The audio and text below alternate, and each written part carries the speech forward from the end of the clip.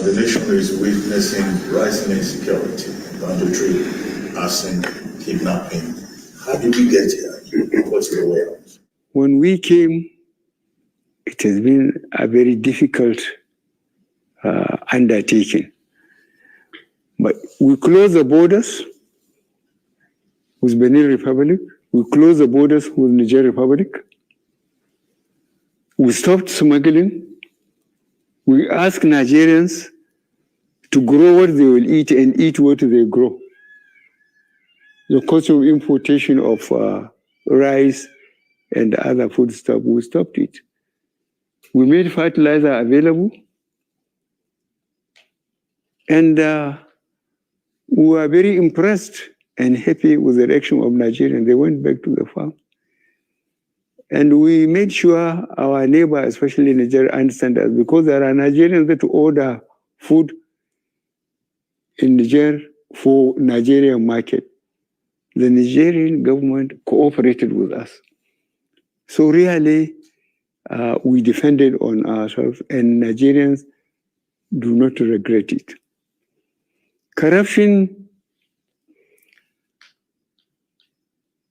is very difficult under this system. Even under the military system, luckily I have experienced both occasions. When I collected people, put them in Kiriki or somewhere and said they are guilty until they can prove themselves innocent, and put investigation panels based almost on the geopolitical zone for people that held positions, governors, ministers, commissioners, heads of parastatals, because then people don't get that position until they declare their assets. Then they are faced with the bank statements and their assets. If they cannot explain, the balance is taken away from them. But what happened? Eventually, I myself was arrested, detained, and they were given back what they have looted. So that's why I wear Agbada and join and see what this partisan politics is all about. I will not change, but the system here, those who have the money, they can take sons, first-class lawyers. Cases will take 10 years. And doing things with immediate effect was not possible. But I assure you that in spite of the problem we are having with the system, whoever we have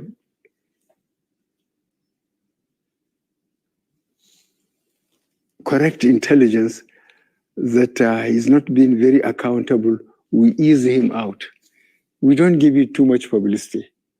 But I assure you that those who are responsible, who are holding responsible positions, know that we don't tolerate corruption. Shekau is reported dead.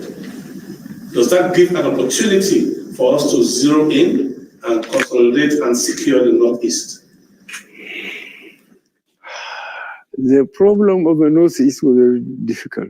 The governor, the present governor, is working very hard.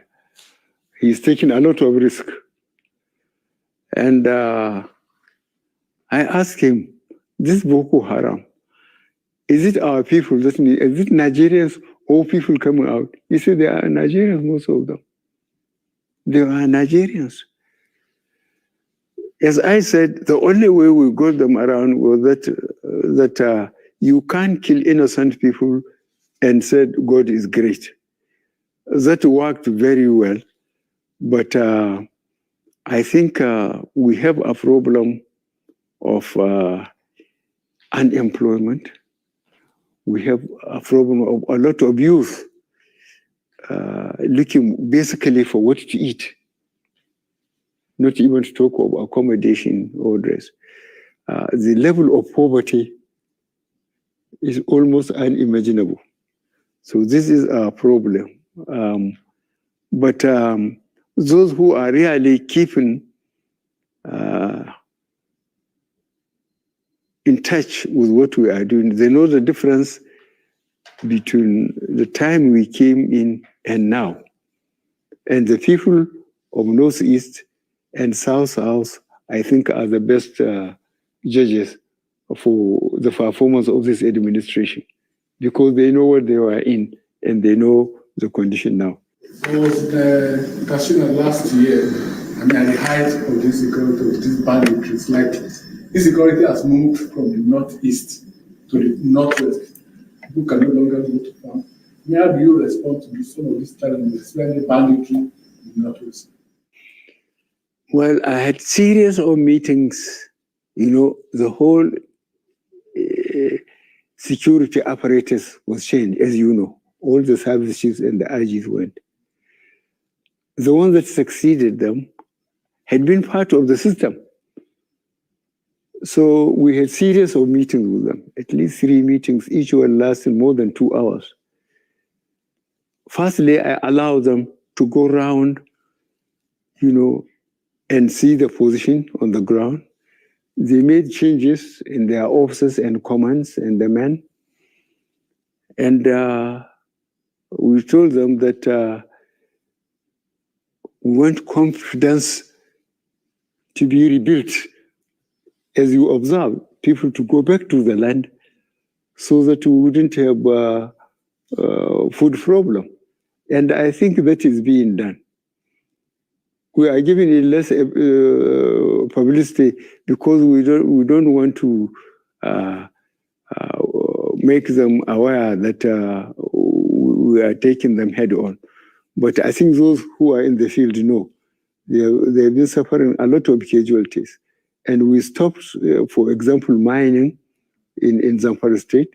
We expelled the foreigners, and we are talking to the government, although he is not in the federal government's party, but we want to secure Zamfara, Sokoto, and so on. And we mentioned Katsina and so on. But the important thing is the question of local security apparatus.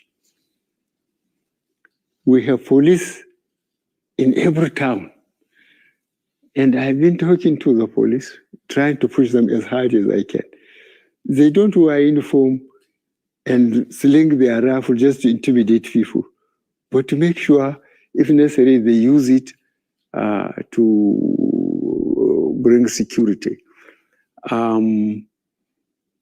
In the Northeast, you know what was happening. In the South House, you know, I too was almost overwhelmed by what is happening in the Northwest. But we are treating them as criminals now.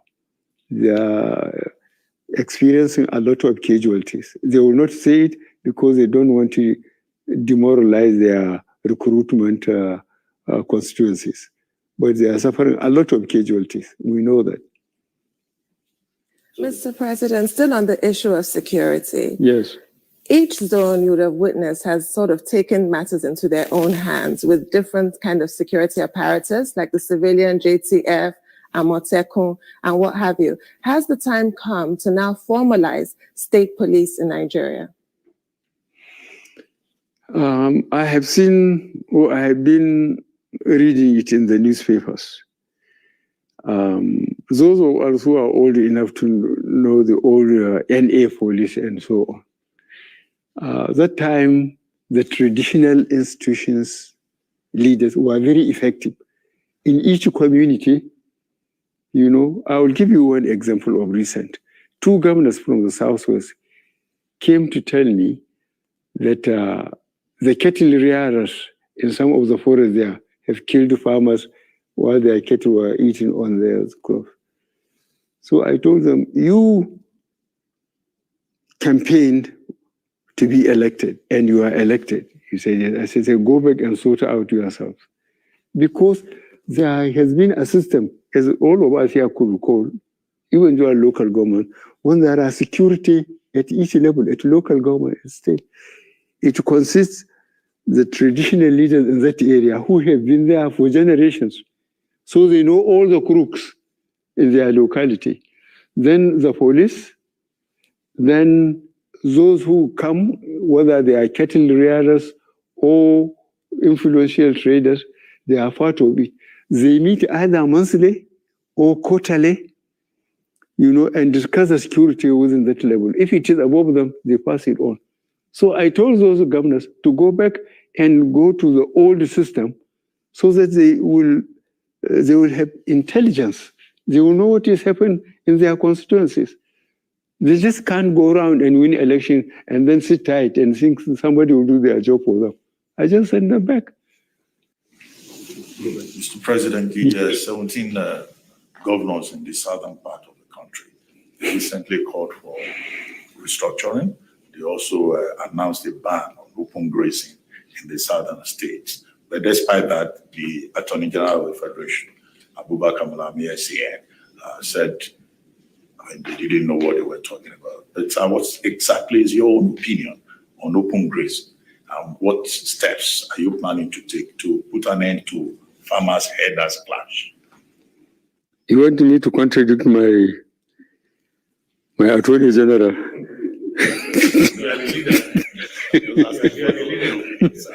Okay. What I did was ask them to go and dig the Gazette of First Republic when people were very loose. There's cattle routes and grazing area. Cattle routes where when they are moving up country, north to south or east to west, they have to go through there. If you allow your cattle to stray into any farmer's farm, you are arrested. The farmer is invited to submit his claims. The alkali or the judge will say, "Oh, I pay." If you can't, the cattle is sold, and if there is any balance, you are given. And people are behaving themselves. And in the grazing areas, they built earth dams, put windmills, in some places even veterinary departments, so that the herders are limited. Their route is known, their grazing area is known. If they have any problem from the locality is known. But I'm telling you, this rushing to the center, people just, I think. So I asked for the gazettes, to make sure that those who encroached on these cattle routes and grazing areas will be dispossessed, and try to bring some order back into the cattle areas. The problem is trying to understand the culture of the cattle rearers.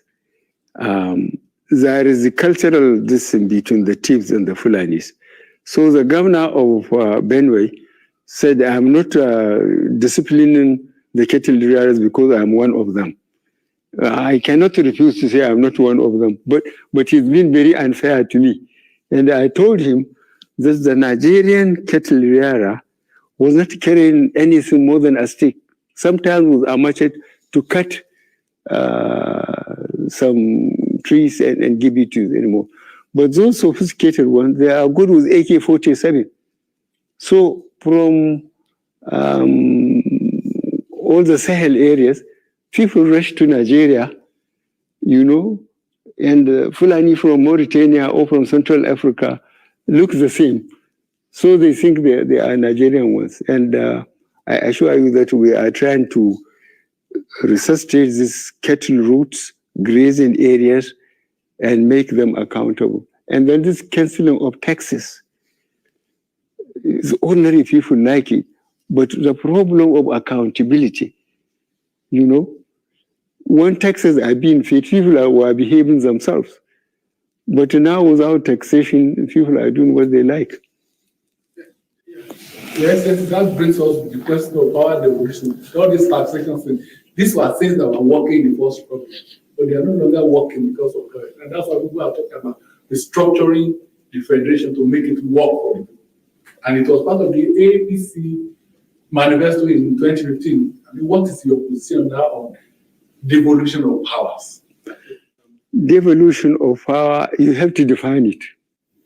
It's the legislative list. Take some of the things to residual and keep a few in concurrent, while you have a strong defense in the center? Well, virtually, local governments are virtually killed. You know it. Yes, sir. The 3 tiers of government, federal, state, and local government, if they are being followed properly, we wouldn't have all these social problems. But the problem is the local government have been virtually killed. And that is not good for this country. It's not good for this country because those who became the local government chairman have been compromised. If your local government is, say, entitled or is supposed to receive 300 million, a letter will be prepared for you to sign that you have received 300 million and you are given only 100 million.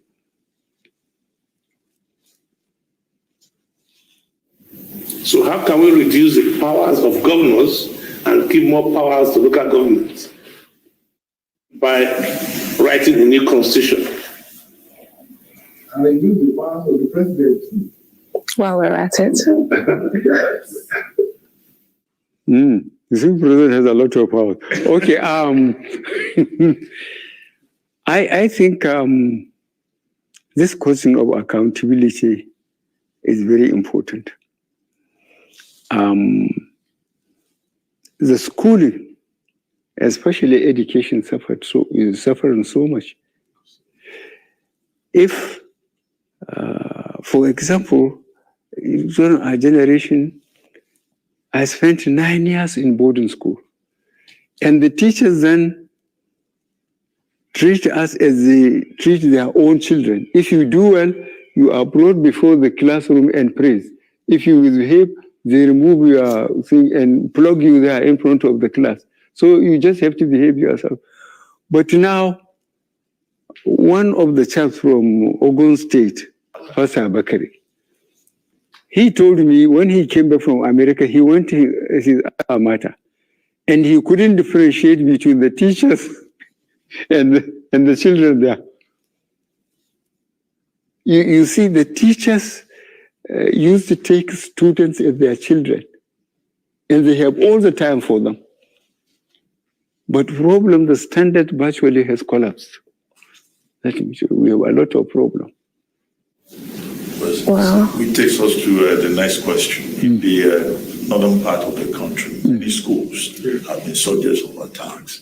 Now, if these schools are perpetually being attacked by bandits and terrorists, and you want to lift 100 million out of poverty, and their parents are also under threat, how do you think that goal of 100 million people out of poverty can be achieved?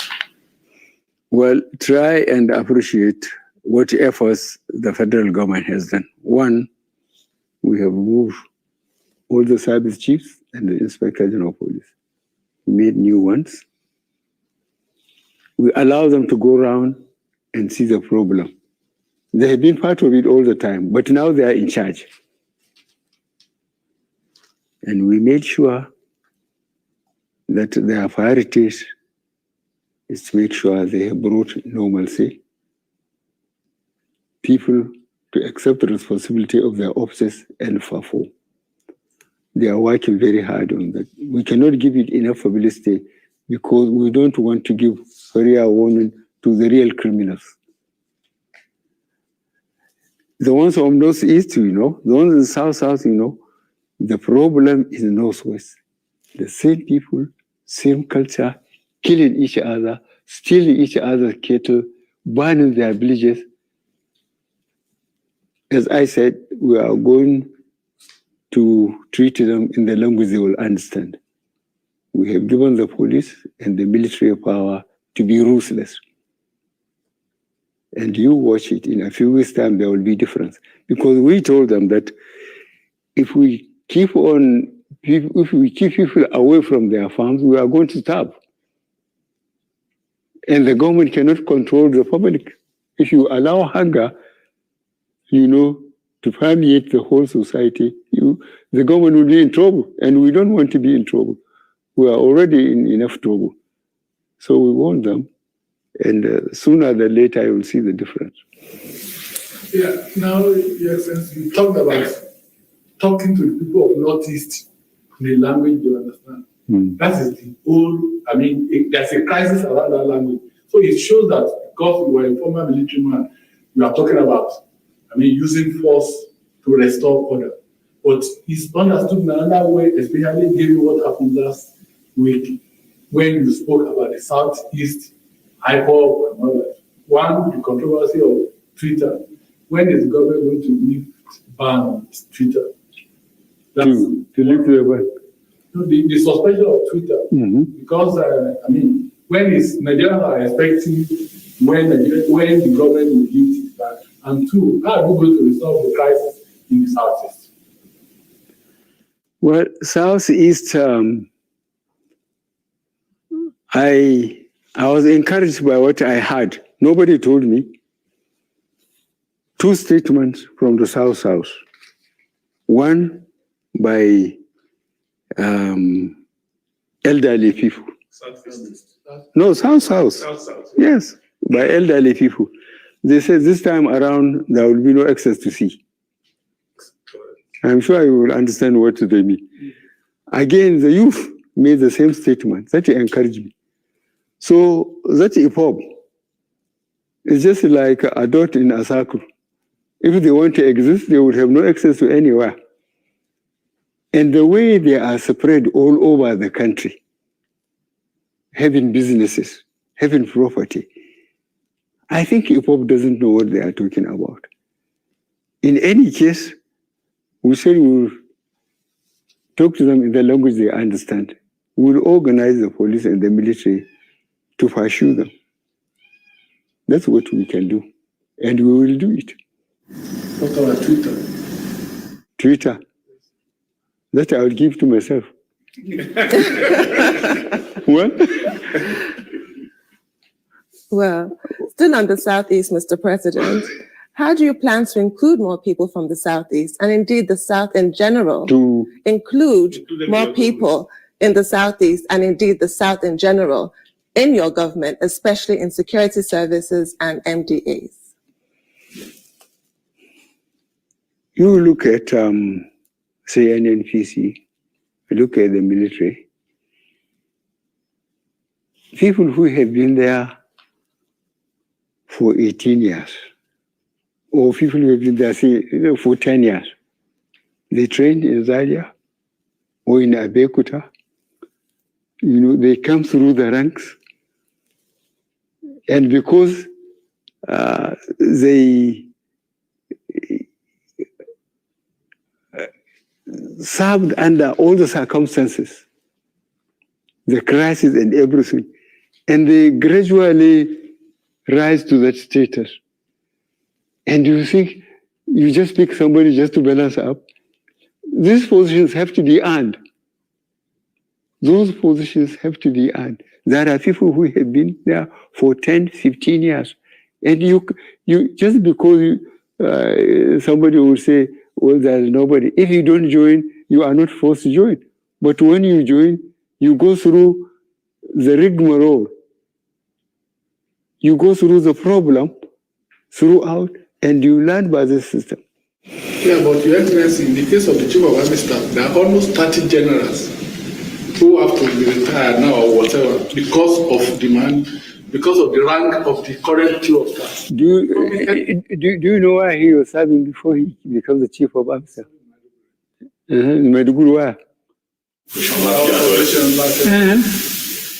You can't get to pick just somebody just because he is wearing seniority and make him.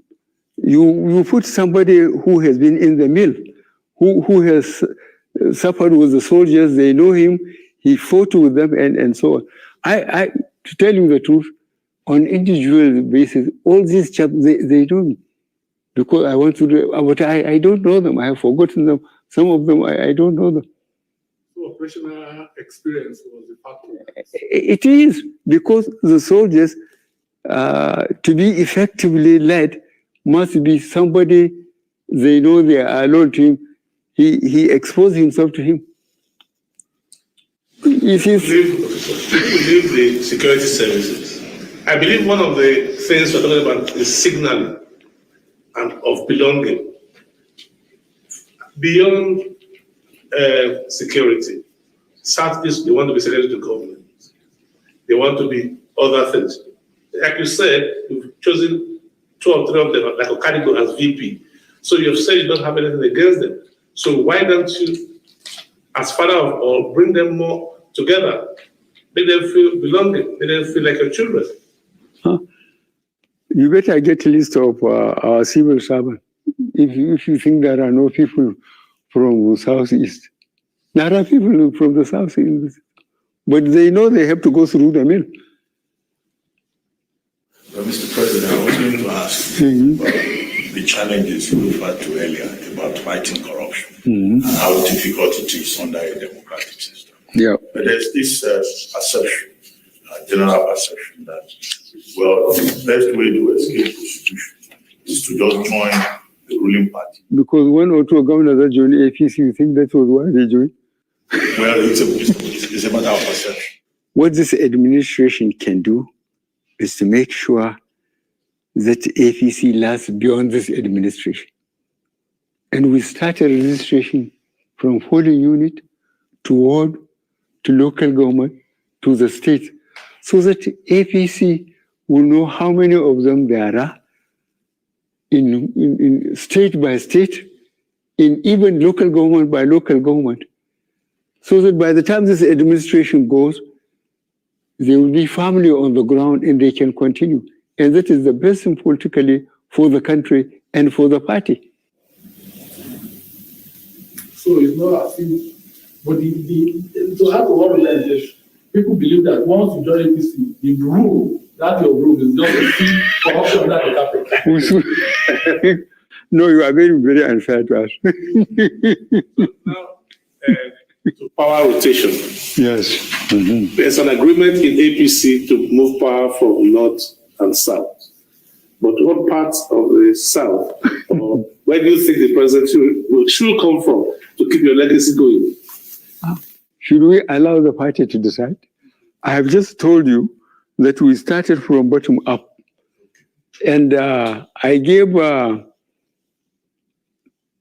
the acting chairman, to the end of this month, June, he asked for an expansion. For them, the committee, we developed terms of reference, we put a committee, and they are going to give me this report by the end of the month on the convention we are going to conduct and then arrange the general elections, up to 2003, all the elections. And we will start this from bottom upward, so that members of the party will feel they are involved in decision making. Nobody is just sitting here in Lagos and asking them what to do. This is what we are arranging. So there's no succession plan? No, succession plan, it depends on the party. We are going to leave that to the party. The party will sit and make its decision by the constituencies, they won and so on. So those who want to be president, they better join APC. Economy and the limited economic growth that we've seen recently. And I'll start with foreign direct investment. Even though your administration has given the right signal with regards to ease of doing business, Nigeria has barely improved. And we're losing foreign direct investment to our neighbors, such as Ghana. What can you do to make Nigeria a more competitive and more attractive destination for foreign direct investment? Well, this question was answered when there was this answers. You remember the young people who wanted to march here and remove me when they were checked that answers. And my answer to that, I got the members of the Executive Council. As you could recall, by the Constitution, there must be a member of Executive Council from each state. That is the Constitution. Every state must be represented.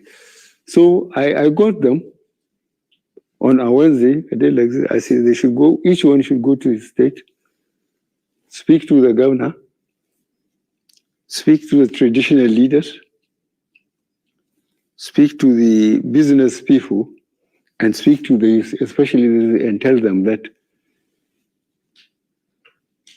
the federal government, no more vacancy, is full.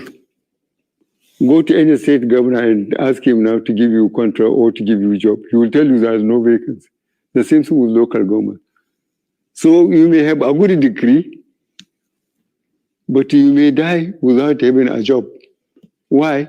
Because nobody is going to invest in an insecure environment.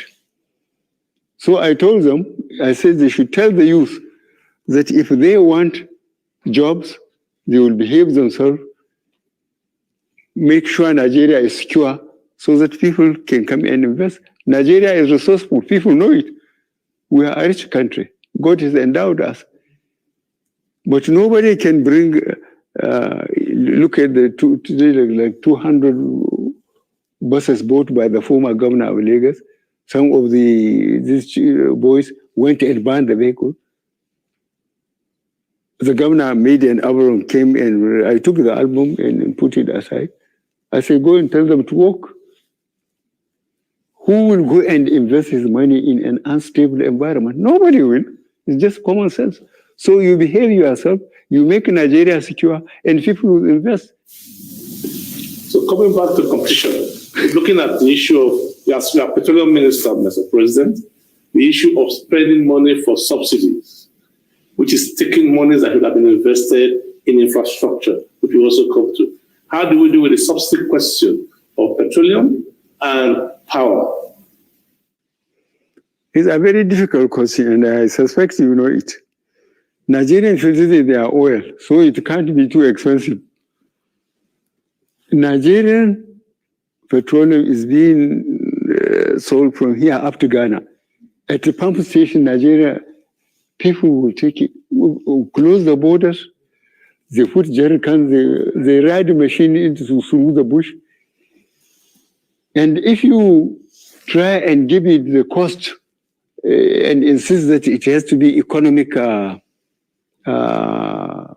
base, Nigeria will say this is their oil, and they will riot and push you out of wherever you are, even if it is a presidential villa. They will push you out.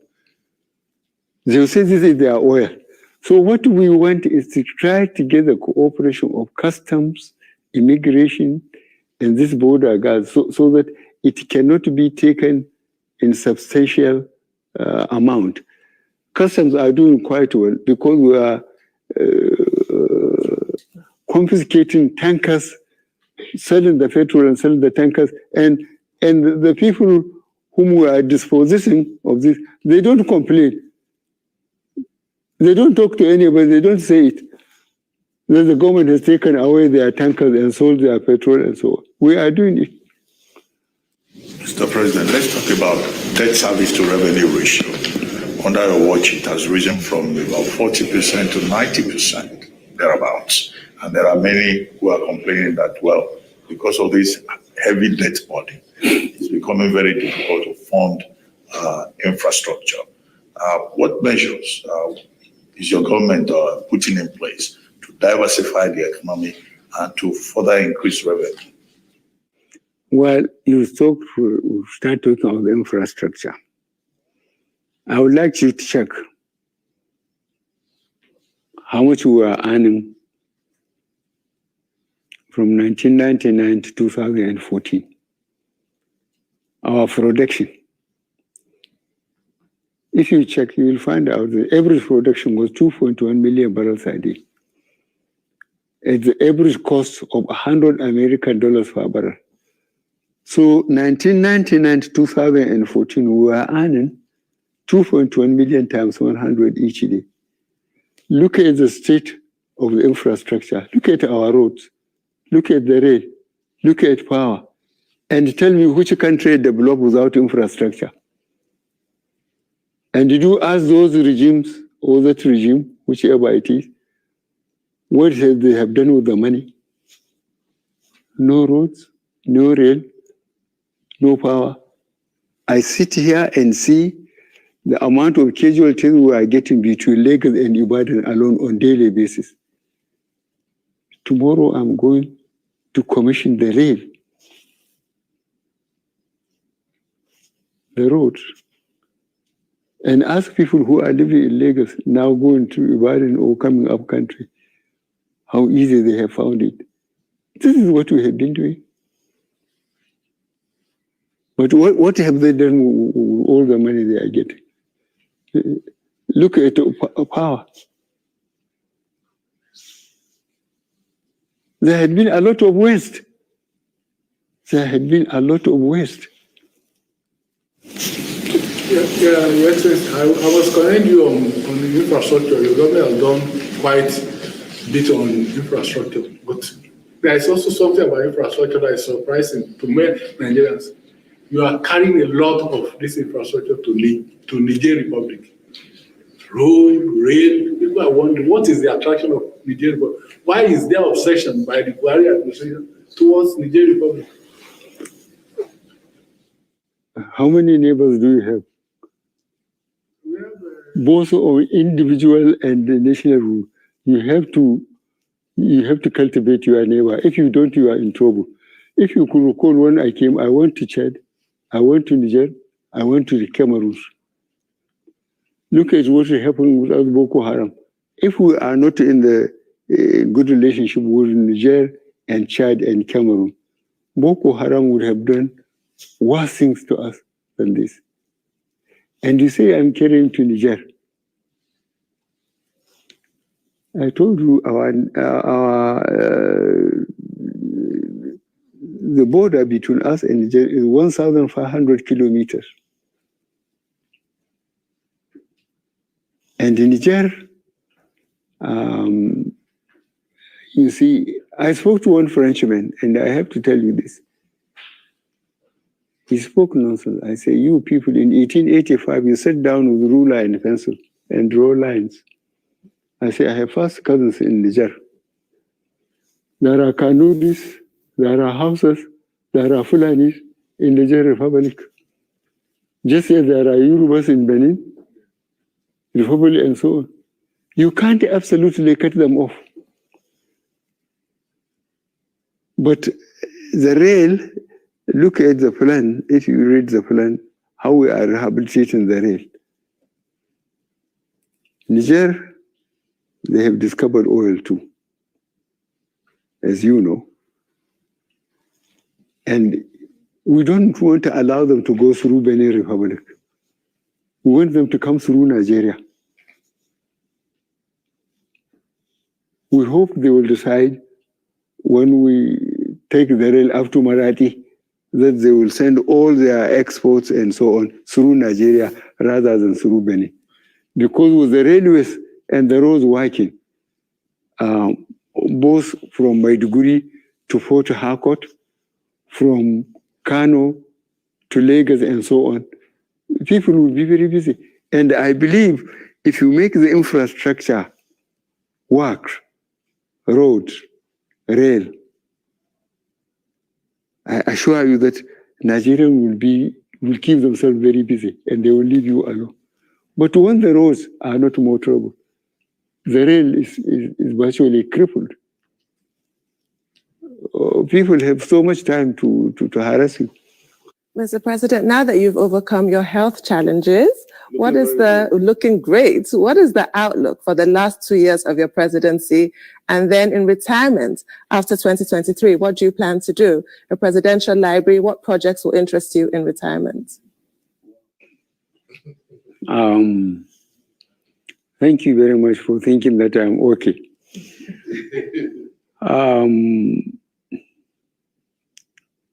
I have never abandoned my farm. I still have got a number of cattle. And when I leave, I will be going to my farm daily. I will try and keep myself busy. Between now and then, I will try to keep on convincing Nigerians that I mean very well. I will make sure that the three identifiable problems we have, security, economy, and fighting crime, I will continue to work on it. And as I said, visibly, we made progress in the Northeast, we made progress in the South, but I'm overwhelmed almost by Northwest, and they are going to get it very soon. Well, Mr. President, what will be the Buhari legacy? Well, I will allow Nigerians to discuss it. I hope they will be fair to me. I wouldn't like to say it myself. I would like Nigerians to try and spend time when we came, both economy and security, where we were, where we have been for the 8 years and maybe around, and try to work out. I hope Nigerians will be fair to me. This is all I need. All Nigerians may be having fears. What's your message to the people of Nigeria today for your 6th anniversary on where we are and over the last few days? Last question. Yes, under the system, Nigerians would say what they want. They want their own republics. They don't even talk of the resources, how we can disengage ourselves, how we are going to share what we have invested when we are together. How are we going to share it out? How fair are we going to be to ourselves?